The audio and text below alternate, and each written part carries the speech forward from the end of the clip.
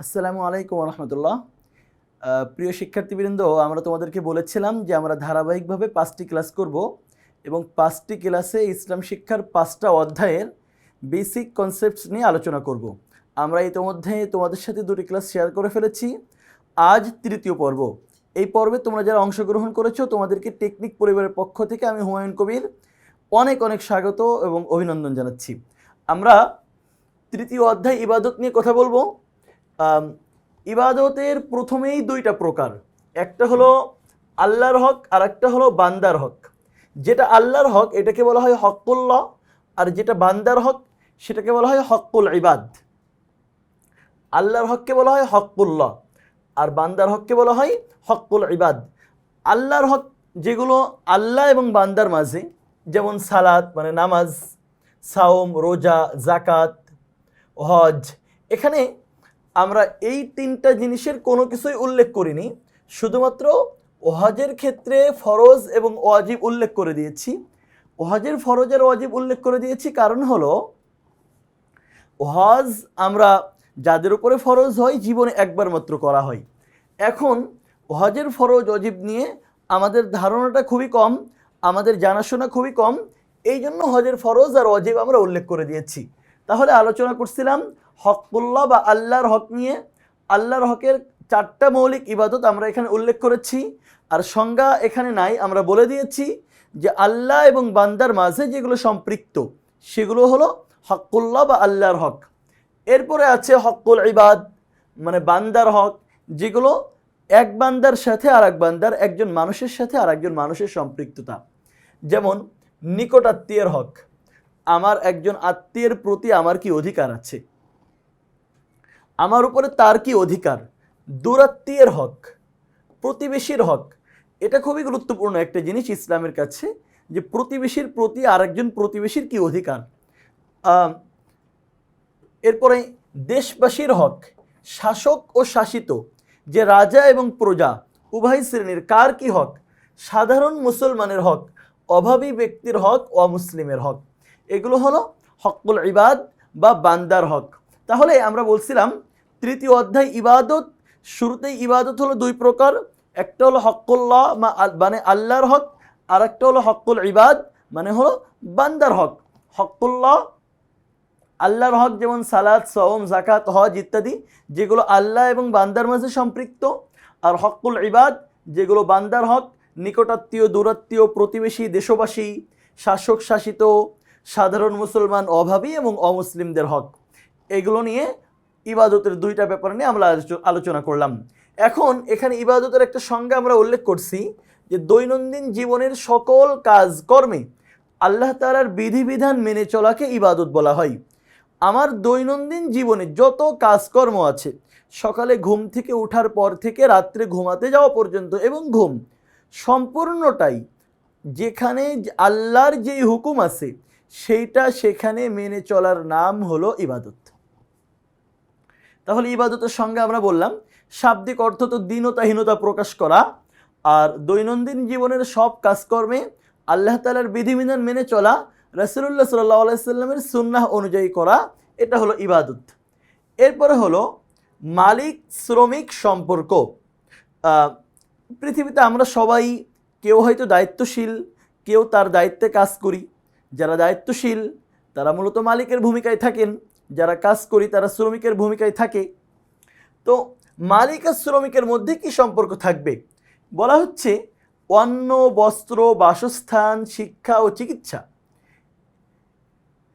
একজন মানুষের মৌলিক অধিকার, আর এ অধিকার অর্জনের লক্ষ্যে মানুষ প্রতিনিয়ত কাজ করে যাচ্ছে। মানুষ এই যে কাজ করছে, নির্দিষ্ট পারিশ্রমিকের বিনিময়ে অন্যের কাজ করে শ্রমের মূল্য গ্রহণ করা ঘৃণার কাজ না। পৃথিবীর শুরু থেকে আবহমান কাল থেকে এই রীতি চলে আসছে যে একজন আরেকজনের কাজ করে দিয়ে পারিশ্রমিক নেই, এটা ঘৃণার কিছু না। আল্লাহ রাব্বুল আলামিন অলসতাকে, ইসলাম কর্মবিমুখতাকে অনুৎসাহিত করেছে আর কাজ করাকে উৎসাহ দিয়েছে। আল্লাহ বলেছেন ফাইদা কুদিয়াতিস সালাহ ফান্তাশিরু ফিল আরদ, যখন মসজিদে এসে নামাজ আদায় করা হয়ে গেছে তখন তোমরা আল্লাহর জমিনে ছড়িয়ে পড়ো এবং কাজ করো। এছাড়া রাসূলুল্লাহ সাল্লাল্লাহু আলাইহি ওয়াসাল্লাম বলেছেন তলাবুল হালালি ফারিজুন বাদাল ফারিজা, যে হালাল রিজিক অন্বেষণ করা এটাও একটা ফরজ। সুতরাং মালিক এর মধ্যে কোনো ঘৃণার কিছু নাই, লজ্জার কিছু নাই। তবে হ্যাঁ, মালিকের প্রতি রাসূলুল্লাহ সাল্লাল্লাহু আলাইহি ওয়াসাল্লামের কিছু নির্দেশনা আছে, যেটা তোমাদের বইয়ে উল্লেখ করা আছে। এটা যেহেতু বেসিক কনসেপ্টস, এই জন্য আমরা এখানে সেটা উল্লেখ করি নাই, তবে দুই একটা বলছি। রাসূলুল্লাহ সাল্লাল্লাহু আলাইহি ওয়াসাল্লাম বলেছেন উতুল আজিরা আজরাহু ক্বাবলা আন ইয়াজিফা আরাকাহু, শ্রমিকের গায়ের ঘাম শুকানোর পূর্বেই তার পারিশ্রমিক দিয়ে দাও। একজন শ্রমিক যেই পরিমাণ কাজ করে তার থেকে বেশি কাজ তাকে চাপায় দিও না। রাসূল সাল্লাল্লাহু আলাইহি ওয়াসাল্লাম আরও বলেছেন যে শ্রমিকের মূল্য নির্ধারণ করে এরপরে কাজ করা শুরু করাবে তাকে। এবং একজন শ্রমিক যদি ভুল করে, দিনে রাসূলুল্লাহ সাল্লাল্লাহু আলাইহি ওয়াসাল্লাম তাকে ৭০ বার ক্ষমা করে দেওয়ার পরামর্শও মালিকদেরকে দিয়েছেন। তাদের উপরে জুলুম করা যাবে না, তাদের যে ন্যায্য অধিকার আছে, তাদের ন্যায্য হিস্সা, এই ন্যায্য অধিকার, ন্যায্য হিস্সাকে ক্ষুণ্ণ করা যাবে না। এগুলো শ্রমিকের অধিকার। এরপরে ইলম, ইলম অর্থ জ্ঞান, জানা, বিদ্যা ইত্যাদি। ইলম হলো কোনো বস্তুর প্রকৃত অবস্থা সম্পর্কে অবস্থা উপলব্ধি করা। কোনো বস্তুর প্রকৃত অবস্থা উপলব্ধি করা হলো ইলম।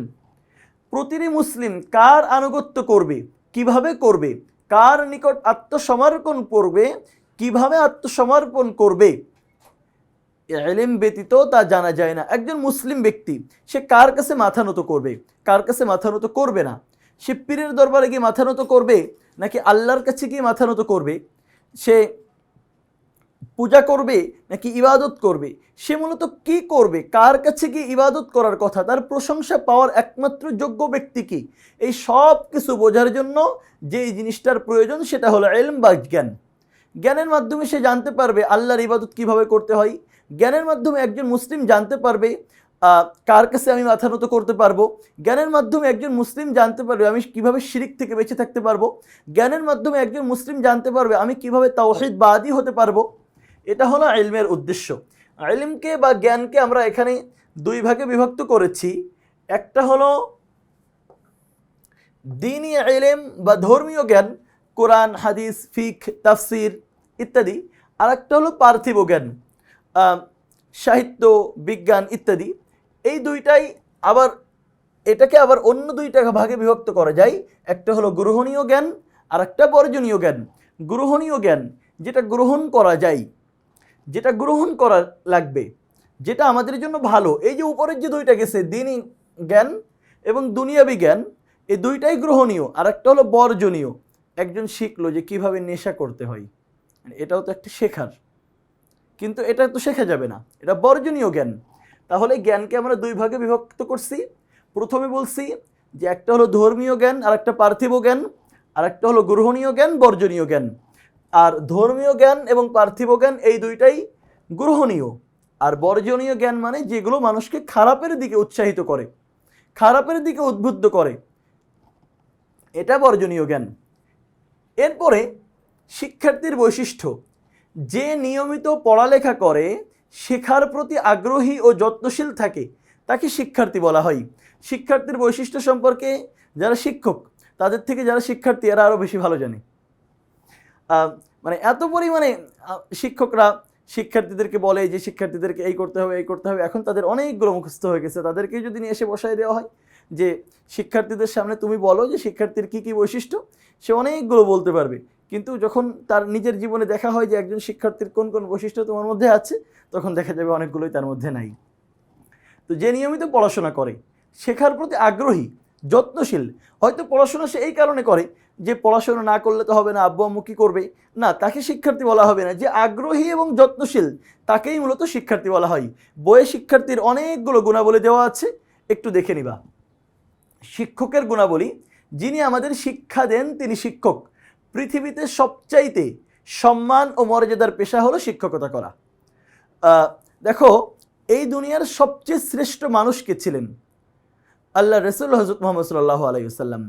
তিনি একাধারে একজন ব্যবসায়ী ছিলেন, তিনি একজন সমাজসেবক ছিলেন, তিনি একজন নবী ছিলেন, তিনি একজন রাসূল ছিলেন, তিনি শ্রেষ্ঠ নবী ছিলেন, নবীদের মধ্যে শ্রেষ্ঠ ছিলেন।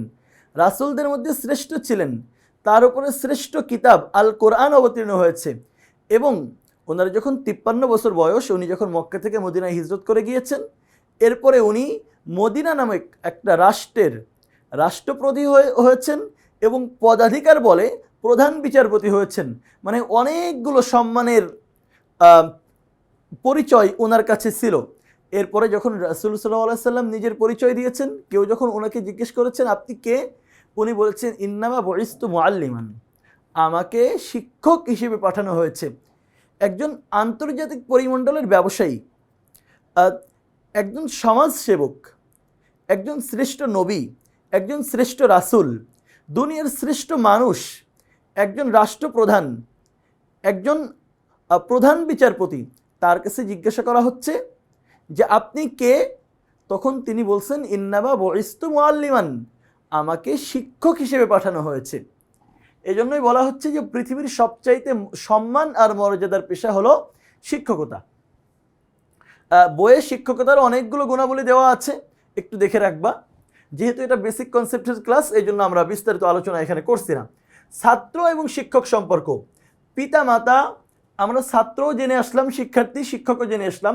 এখন দুইটার মধ্যে কি সম্পর্ক আছে?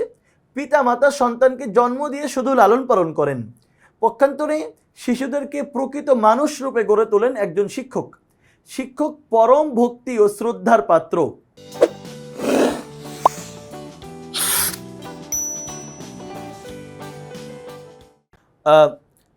পিতা মাতা তো সন্তানকে জন্ম দেন, এরপরে তাকে মানুষের মতো মানুষ রূপে গড়ে তোলেন মূলত একজন শিক্ষক। একজন ছাত্রের সাথে, একজন শিক্ষার্থীর সাথে একজন শিক্ষকের সম্পর্ক বলা হয়েছে পিতা ও পুত্রের মতো। কেন? এরও কারণ আছে যে পিতা যেমন, মানে পুত্র যেমন তার পিতা থেকে সম্পদের উত্তরাধিকারী হয়, ঠিক তেমনভাবে একজন শিক্ষার্থী তার শিক্ষক থেকে জ্ঞানের উত্তরাধিকারী হয়। দুইজনই যেহেতু উত্তরাধিকারী হচ্ছে, এই জন্য বলা হচ্ছে শিক্ষক এবং শিক্ষার্থীর সম্পর্ক পিতা পুত্রের মতো। ইসলামী শিক্ষার দুইটা উৎসের কথা আমরা এখানে উল্লেখ করেছি। ইসলামী শিক্ষার দুইটা উৎস, একটা হলো আল কোরআন আর একটা হলো আল হাদিস। দুইটাই ওহী। আল কোরআন এবং আল হাদিস আল্লাহ প্রদত্ত জ্ঞানের মাধ্যম। ইসলামী শিক্ষার মূল উৎস হচ্ছে কোরআন হাদিস। কেউ এসে আমাকে বললো যে এটা ইসলাম, আমার কাজ হলো কি তখন? আমি তার কথা বিশ্বাস করব না। আমি নিজে আল কোরআন এবং হাদিস থেকে খুঁজে বের করব, আমি নিজে দেখার চেষ্টা করব যে আল্লাহ এগুলো কোরআনে বলেছেন কিনা, রাসূলুল্লাহ সাল্লাল্লাহু আলাইহি ওয়াসাল্লাম এটা হাদিসে বলেছেন কিনা। যদি কোরআন ও হাদিসের মধ্যে থাকে তাহলে এটা অবশ্যই ইসলামী শিক্ষার উৎস, ইসলামী জ্ঞানের উৎস, এটা ইসলাম। আর যদি কোরআন ও হাদিসের মধ্যে না থাকে তাহলে এটা আল্লাহ বলেন নাই, রাসূল সাল্লাল্লাহু আলাইহি ওয়াসাল্লাম বলেন নাই, এবং এটা ইসলাম শিক্ষার উৎস নয়। এরপরে সর্বশেষ দুইটা পার্ট দিয়ে আমাদের তৃতীয় অধ্যায় শেষ। একটা হলো জিহাদ। জিহাদ শব্দের অর্থ পরিশ্রম, সাধনা, কষ্ট ইত্যাদি, শাব্দিক অর্থ। আর ইসলামী পরিভাষায় জিহাদ কাকে বলে? জান, মাল, ইলম, আমল। ইলম মানে তো জ্ঞান, মাত্রই দেখে এলাম। লেখনী ও বক্তৃতার মাধ্যমে সত্য ও ন্যায় প্রতিষ্ঠায় আল্লাহর দ্বীনকে, ইসলামকে সমুন্নত করাই হলো জিহাদ। আমার জান মাল, আমার ইলম আমল, আমার লেখনী, আমার বক্তৃতা, এই সব কিছুর মাধ্যমে সত্য ন্যায় প্রতিষ্ঠায় আল্লাহর দ্বীনকে, ইসলামকে সমুন্নত করাই হলো জিহাদ। জিহাদের তিনটা প্রকার আছে। জিহাদ শব্দ আসলেই তো আমরা অনেকের মধ্যেই একটা ধারণা চলে আসছে যে জিহাদ শব্দ সামনে এলেই আমরা মনে হয় মারামারি, হাঙ্গামা, রক্তপাত ইত্যাদি। না, জিহাদের তিনটা প্রকার আছে। জিহাদের প্রথম প্রকার হলো নিজের নফসের বিরুদ্ধে জিহাদ। এটাকে আমি খুব সহজে বলি যে নিজে ভালো হওয়া। আমার প্রবৃত্তি বারবার আমাকে খারাপের দিকে প্ররোচিত করে, আমাকে খারাপের দিকে উৎসাহিত করে, উদ্বুদ্ধ করে। আমি এই খারাপ কাজ থেকে বেঁচে নিজে ভালো হওয়ার চেষ্টা করব। এটা হলো জিহাদের প্রথম প্রকার। আমি যখন নিজে ভালো হতে পেরেছি, তার মানে আমার নিজের সাথে নিজের একটা কষ্ট ছিল, পরিশ্রম ছিল, সাধনা ছিল, আমি সেখানে সফল হয়েছি। আমি এখন আর খারাপ কাজ করি না, কেউ নাই, কেউ দেখছে না আমাকে, দুনিয়ার কেউ জানতে পারবে না, এরপরেও আমি একটা অন্যায় করছি না, অন্যায়ের সুযোগ আছে। মানে আমাদের সমাজে তো ভালো মানুষ মূলত দুই প্রকার। একটা হলো সুযোগের অভাবে সৎ, তার কাছে খারাপ কাজ করার অপশন নাই, এই জন্য সে ভালো। আর একটা হলো খারাপ কাজ করার অপশন আছে, এরপরে সে খারাপ কাজ করছে না, সুযোগের অভাবে সৎ না। তো আমি আমার কাছে খারাপ কাজ করার অপশন আছে, আমি চাইলে একটা অন্যায় করতে পারি, কেউ বাধা দিবে না, কেউ দেখবে না, কেউ জানবে না, সব সুযোগ আছে, এরপরেও আমি অন্যায় করছি না, কারণ আমি আমার নিজের বিরুদ্ধে জিহাদ করে আমি নিজেকে ভালো পথে আনতে পেরেছি, আমি নিজেকে অন্যায় থেকে ন্যায়ের পথে আনতে পেরেছি, আমি নিজেকে বেইনসাফ থেকে ইনসাফের পথে আনতে পেরেছি। এটা হলো জিহাদের প্রথম প্রকার। জিহাদের দ্বিতীয় প্রকার হলো যে নিজের লেখনী, নিজের বক্তৃতা, নিজের জ্ঞান এর সাহায্যে ইসলামের শত্রুদেরকে, দেশের শত্রুদেরকে, যারা অন্যায় করতে চায় তাদেরকে পরাজিত করা জ্ঞানের মাধ্যমে। এর জন্য কি করতে হবে? জ্ঞান অর্জন করতে হবে। হ্যাঁ, যখন আমি নিজে ভালো হলাম, আরেকজনকে জ্ঞানের মাধ্যমে পরাজিত করার চেষ্টা করলাম, এরপরেও যখন হচ্ছে না, জিহাদের তৃতীয় প্রকার হলো ময়দানে অবতীর্ণ হয়ে লড়াই করা। এর আগে কিন্তু আরও দুইটা প্রকার আছে। আমরা জিহাদ মানে শুধু ওইটাই বুঝি, ওইটা মানেই জিহাদ না। এবং রাসূলুল্লাহ সাল্লাল্লাহু আলাইহি সাল্লামের জিহাদের নীতি ছিল, রাসূলুল্লাহ সাল্লাল্লাহু আলাইহি সাল্লাম নিজে সেনাপতির দায়িত্ব পালন করে ২৭টা যুদ্ধে তিনি প্রধান সেনাপতির দায়িত্ব পালন করেছেন, সেনাপ্রধানের দায়িত্ব পালন করেছেন। এই ২৭টা যুদ্ধ হিসাব করলে দেখা যায় যে সব মিলায়ে ১,০০০ মানুষের মৃত্যু হয়নি উভয় পক্ষ মিলে। রাসূলুল্লাহ সাল্লাল্লাহু আলাইহি সাল্লাম বলে দিয়েছিলেন যে জিহাদ যখন কেউ করতে যেত তখন রাসূলুল্লাহ সাল্লাল্লাহু আলাইহি সাল্লাম তাদেরকে বলে দিতেন যে অকারণে কোনো বেসামরিক নাগরিককে হত্যা করা যাবে না, কোনো মহিলাকে হত্যা করা যাবে না, কোনো ধর্মীয় উপাসনালয়ে আঘাত করা যাবে না, এমনকি তোমরা যদি ওখান থেকে বিজয়ী হয়ে ফিরে আসো, আসার পথে ওই দেশের কোনো সম্পদ পর্যন্ত নষ্ট করা যাবে না। এমনকি রাসূল সাল্লাল্লাহু আলাইহি সাল্লাম এ কথাও বলে দিতেন অকারণে গাছের ডাল পর্যন্ত কাটবা না। এটা হলো রাসূলুল্লাহ সাল্লাল্লাহু আলাইহি সাল্লামের জিহাদের নীতি। আর বর্তমান বিশ্বে সন্ত্রাসবাদ আমাদের সামনে জিহাদকে এমন একটাভাবে উপস্থাপন করে, মানে জিহাদ মানেই সন্ত্রাস। এটা খুবই একটা খারাপ বিষয়।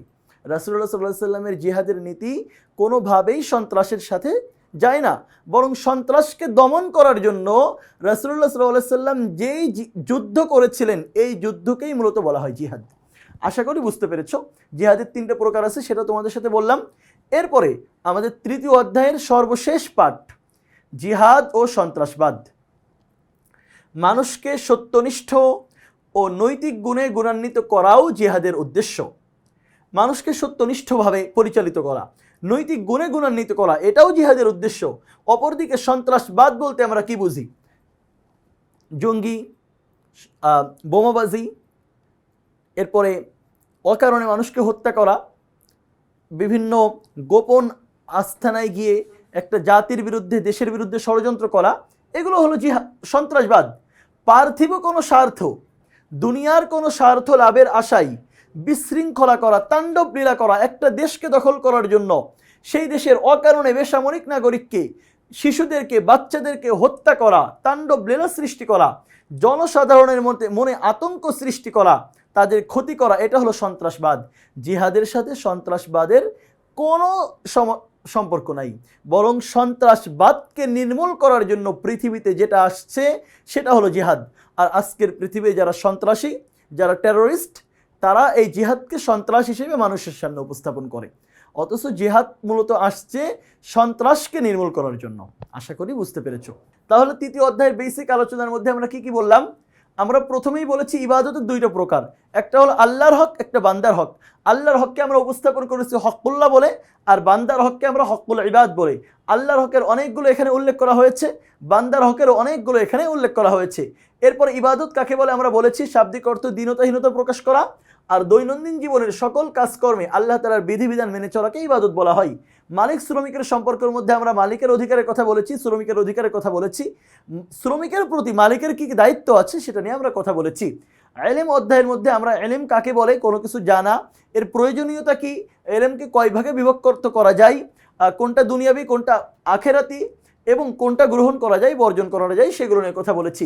একজন শিক্ষার্থীর বৈশিষ্ট্য কি হবে, একজন শিক্ষকের মধ্যে কোন গুণাবলী থাকতে হবে সেটা নিয়ে কথা বলেছি, ছাত্র শিক্ষক সম্পর্কের কথা বলেছি, এবং বলেছি ইসলামী শিক্ষার উৎস, 2টা উৎস নিয়ে। সর্বশেষ জিহাদ, জিহাদের প্রকার এবং জিহাদের সন্ত্রাসবাদ নিয়ে আলোচনা করেছি।